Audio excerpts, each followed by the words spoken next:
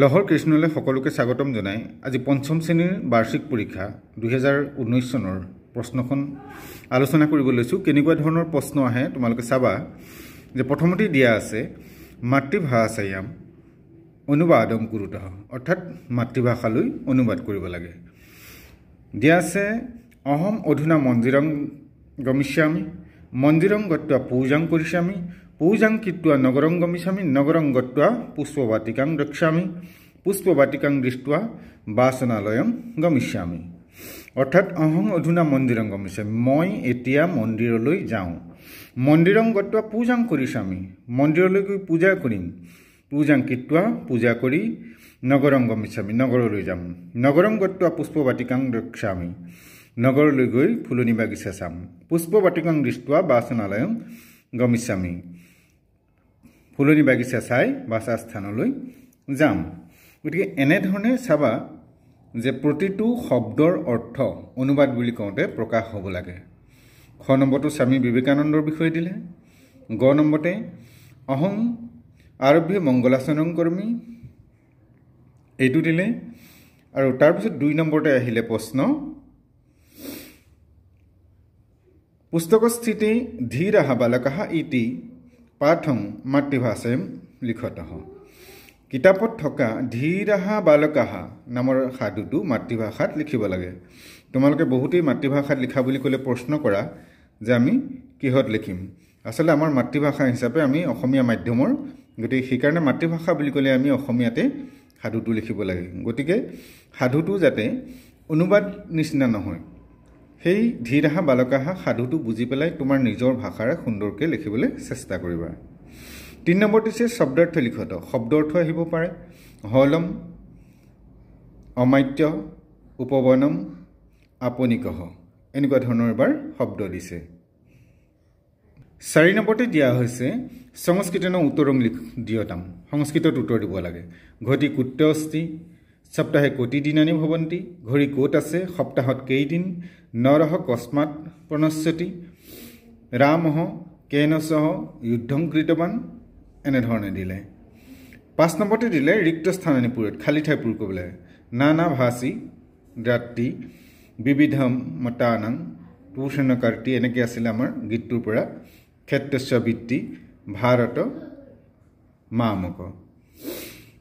6 নম্বৰতে দিলে সন্ধি বিচ্ছেদং বা সংয়োজন চ কুৰুত, সন্ধি বিচ্ছেদো কৰিবলৈ দিছে আৰু সন্ধি সংযোগ কৰিবলৈ দিছে। অৰ্থাৎ চতৈৰপি, চতৈ যুগ অপিহি, ৰাম যুগ অয়নঃ, ৰামায়ণঃ, এনেকুৱা ধৰণে আমি যিকেইটা সন্ধি ভাঙি থোৱা থাকে সেইকেইটা লগাব লাগে। বিশেষকৈ আমাৰ সুভাষিতানি য'ত আছে পাঠত তাৰ তলতেই এনেকুৱা ধৰণৰ সন্ধি ভাঙা আৰু জোৰা লগোৱাবোৰ দিয়ে। 7 নম্বৰতে দিয়া হৈছে চুক্তয়ঃ ইতি পাঠস্য চুক্তিত্ৰয়ং লিখত। চুক্তই এই পাঠটোৰ পৰা 3টা চুক্তই লিখিবলৈ দিছে। তোমালোকে 5টা চুক্তই মনত ৰাখি থবা। প্ৰায় এইটো নিশ্চিত প্ৰশ্ন হৈ পৰে যে যিকোনো 5টা চুক্তই লিখা। ইয়াত গতিকে কোনটো পৰা কোনটো লিখিবা সেইটো কথা নাই, তোমাৰ মনত থকা যিকোনো 5টা লিখিব পাৰিলে হ'ল। এবাৰ 3টা দিছে, এনেকুৱা নহয় যে 3টা দিব আমি 5টা ৰাখিম, যদি 3টা দিয়ে 3টা কৰিম, 4টা দিলে 4টা কৰিম, তেনেকুৱা ধৰণে। পৰ্যায় পৰ্যায়ী লিখত একে অৰ্থ বুজোৱা শব্দ লিখিব লাগে, যেনেকৈ শিষ্যঃ, শিষ্যাঃ, পিতা ইতি। শিষ্যাঃ বুলি দিওঁতে বহু বচন হৈ আছে, সেইটো মন কৰিবা যে আমি তাৰ পৰ্যায়বাচী শব্দটো বহু বচনতে হ'ব লাগিব। দেৱনাগৰী অক্ষৰেণ লিখত, দেৱনাগৰী আখৰে লিখিব লাগে, যেনেকৈ 10 শত, দশ শত, বিংশতি। 10 নম্বৰতে দি আছে বিপৰীতাৰ্থক পদানি লিখত, বিপৰীত শব্দবোৰ লিখিব লাগে, কেনেকৈ সৰ্বত্ৰ, আশ্ৰিত, সাধুঃ। 11 নম্বৰত দিয়া হ'ল পদ পৰিচয় দিয়তাম, পদ পৰিচয় দিব লাগে, খগাহ আশ্ৰিত। গতিকে পদ পৰিচয় দিয়া আমি এটা পাঠ আগবঢ়াই থৈছোঁ, তোমালোকে চাবা যে পদ পৰিচয় কেনেধৰণে দিয়া হয় বা যিকোনো শব্দ দিলে আমি পদ পৰিচয় কেনেকৈ দিম। অৰ্থাৎ এই শব্দটো কোন শব্দৰ পৰা আহিছে বা কোন ধাতুৰ পৰা আহিছে সেইটো লিখিব লাগিব, আৰু তাৰ বিভক্তি বচন সেইটো লিখিব লাগে। যেনেকৈ খগাহ প্ৰথমা বিভক্তি বহু বচনী, খগহ শব্দ, আশ্ৰিত অস্থাটো তেনেধৰণে লিখিবা। আৰু আছিল শব্দটো কোন ভাগত পৰিলে লত লুট লং বিধিলিং লিট আমাৰ বিশেষকৈ সেইকেইটা নাই তিনিটা তোমালোকৰ কাৰণে আছে তাৰপিছতে পাঁচটা হ'বগৈ লত লং আৰু বিধিলিং লত লং আৰু লিট গতিকে লিটতটো নহয় আকৌ লটতো নহয় যদি তেতিয়াহ'লে লঙত হ'ব এনেধৰণে তোমালোকে বাছি ল'বা 12 নম্বৰতে দিয়া হ'লে কি আছে এতেচাং পদানাম উপয়োগেন বাক্যানি ৰচয়িত এই শব্দবোৰ প্ৰয়োগ কৰি বাক্য ৰচনা কৰিব লাগে শিষ্যঃ ভাষণম বাণী বাক্য ৰচনা কৰোঁতে এটা কথা মন কৰিবা যেতিয়া বাক্য শব্দ এটা ৰচনা বাক্য ৰচনা কৰিব লাগে তেতিয়া তাক তোমাৰ নিজৰ ভাষাৰ এটা বাক্য চমুকৈ ছুটি এটা বাক্য সৃষ্টি কৰিলে তাক কৰিবলৈ চাবা পাঠৰ বাক্যবোৰ তুলিবলৈ নাচাবা 13 নম্বৰতে শব্দৰূপম লিখত শব্দৰূপ লিখিব লাগে অস্মত বা যুষ্মত শব্দ 14 নম্বৰতে ধাতুৰূপ লিখত ধাতুৰূপ লিখিব দিছে গমৰ লিট লকাৰ ভাগটো আৰু পথৰ লং লকাৰ ভাগটো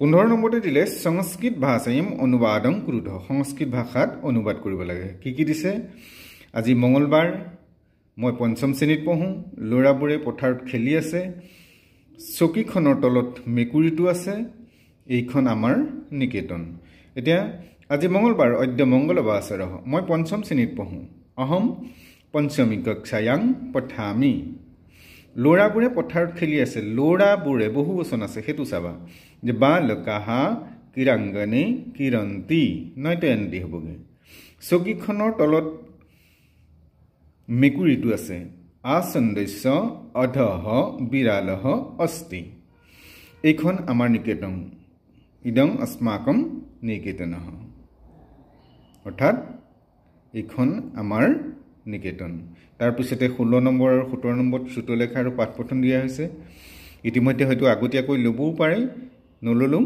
পৰীক্ষাৰ শেষত তোমালোকৰ এইকেইটা বস্তু লোৱা হ'ব যদি লোৱা হৈছে তেতিয়াহ'লে তোমালোকে শেষত তাৰ প্ৰশ্ন নম্বৰ দুটা লিখি ৰাখিব লাগে আৰু এটা কথা মন কৰিবা যে প্ৰথম আৰু দ্বিতীয় এককত অৰ্থাৎ 6 মাহিললৈকে যি কেইটা পাঠ আহিলে সেই কেইটা পাঠ পুনৰ নাহে গতিকে 6 মাহিলিৰ পিছত থকা যি কেইটা পাঠ সেই কেইটা পাঠ তোমালোকৰ বছৰেকীয়া পৰীক্ষাত আহিব অৰ্থাৎ তৃতীয় আৰু চতুৰ্থ একক মূল্যাংকনৰ বাবে নিৰ্ধাৰিত পাঠ কেইটা বছৰেকীয়া পৰীক্ষাৰ বাবে প্ৰশ্নপত্ৰ প্ৰস্তুত কৰা হয় গতিকে তোমালোকে তেনেধৰণে পঢ়িবা আৰু লগতে চেনেলটো চাই থাকিবা বিভিন্ন ধৰণৰ প্ৰশ্ন তোমালোকে ইয়াত পাবা লগতে চেনেলটো যদি নতুন তেতিয়াহ'লে এবাৰ সাবস্ক্ৰাইব কৰি বেল আইকনটো প্ৰেছ কৰিবা আৰু লগতে কমেন্ট কৰিবা কিবা প্ৰশ্ন থাকিলে আমাক জনাবা নমো নমঃ